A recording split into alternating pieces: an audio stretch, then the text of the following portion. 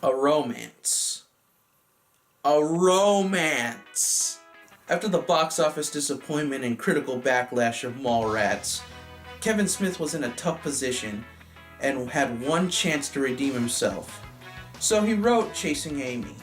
The producers, whose names I won't mention, wanted to take over the project's production by choosing the cast, while Smith opted to work with friends Ben Affleck and Joey Lauren Adams. Miramax's response was to cut down the budget to $250,000. Kevin had everything to lose. This is part 3 of my Viewaskew perspective. Much like Mallrats, the style or many of the conversations are revolved around comics and romance.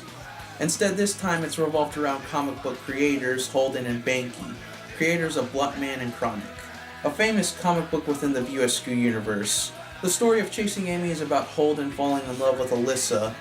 There's 2 problems. It starts friction between Holden and longtime friend / co-creator of Bluntman and Chronic, Banky, and number 2,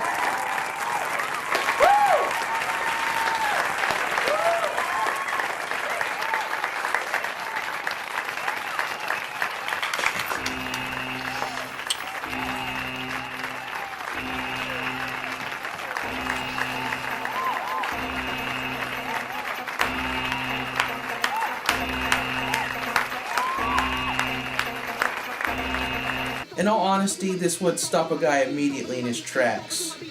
On the other hand, it doesn't stop Holden. Holden is the straight man of the duo and the most direct of what he wants. Throughout, I'm rooting for Holden on his goal. He's very much a likable character. Banky is the one with more kick to him and says a lot more than Holden. He's perverted and says what's on his mind. Alyssa is a very likable love interest. In a sense, she thinks like a guy, or she's just comfortable talking about anything. Her likable personality shines throughout the movie.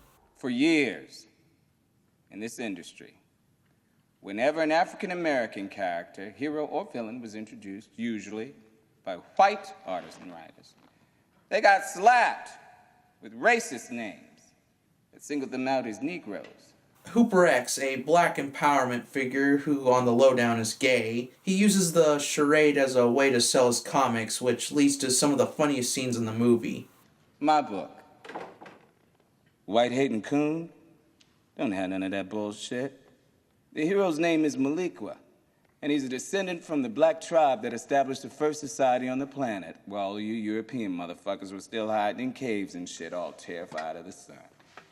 He's a strong role model that a young black reader can look up to. What's a Nubian? Bitch, you almost made me laugh.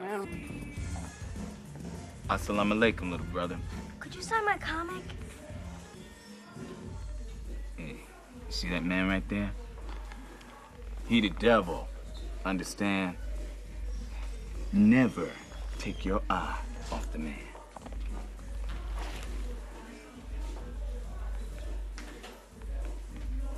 Fight the power, little G. Word is bond. Word is bond.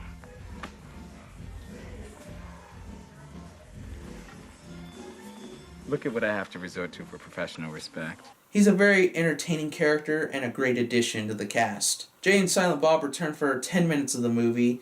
They're not really given that much focus aside from Silent Bob's speech. We do get to know Silent Bob a bit more. Also, Jay's matured a bit. Not a lot, just a bit. The writing is far better in Chasing Amy than it was in Kevin's previous outing. The dialogue scene about Archie had me fully invested throughout. The scenes with Alyssa and Hooper X I thought were the best written scenes, along with Jay and Silent Bob's only appearance. There wasn't a lot of humor in this one as it was focused more on the romance angle, which I liked. When there was humor, it was pretty damn funny. The dialogue is top-notch in this one. We get to know these characters pretty well. Almost as if they're real, which is where writing excels if it can make you feel and believe these characters' current situations. Kevin has truly come into his own with his screenplay. Casting is superb as every actor on the cast delivered in spades. Ben Affleck, Joey Lauren Adams, Jason Lee, and Dwight Ewell deserve all the accolades and praise they get for their performances. The soundtrack is pretty good. I wouldn't say as good as Clerks and Mallrats soundtracks. I do think there's plenty of good songs to choose from this one as it goes for a more EDM hip-hop sound instead of the alternative rock punk sound of Clerks and Mallrats. My only complaint about this film is the camera is shaky in some parts. It's a little distracting. Other than that, I have nothing but positive things to say about this movie. The ending is one of the best endings to a movie I've seen, and it ends in a way you wouldn't expect. Holden lets it all hang out. I will say Chasing Amy is a near perfect film.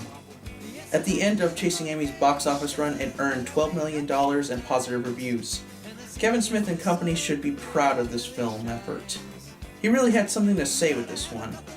Before I end this video, I'd just like to say, if you have your own Amy out there, don't ponder on. She won't be around forever. Join me next week for part 4 of my Viewaskew retrospective. Up next is Dogma. I'm Lino Mars of the MCA Productions crew, and I'll see you next time.